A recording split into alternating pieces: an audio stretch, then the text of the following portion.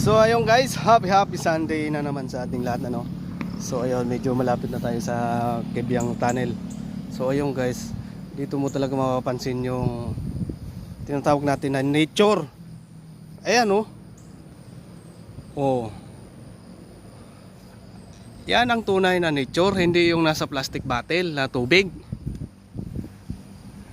Oh. Yan oh, may mga yellow bamboo, green bamboo. Ha?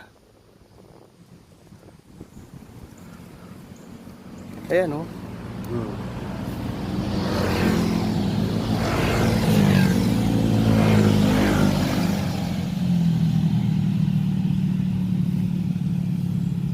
Dahil linggo ngayon,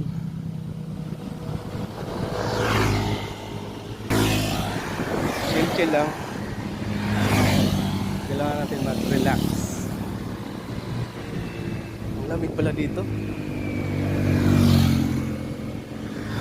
Ang rider na papunta doon.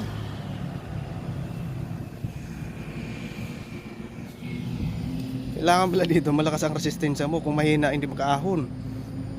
Sa ngayon pa lang sinasabi ko sa inyo, puro ahon.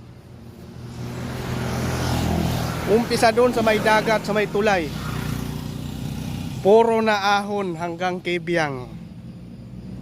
So ayun, ang pabalik mo naman, kailangan malakas yung preno mo. Hindi basta-basta yung, dapat hindi potso-potso na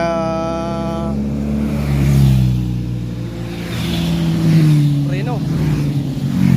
Yun o, mag-rides yung mga big bike. Isabayan ko ka doon yung big bike. Takbuhan ko ng 250 to.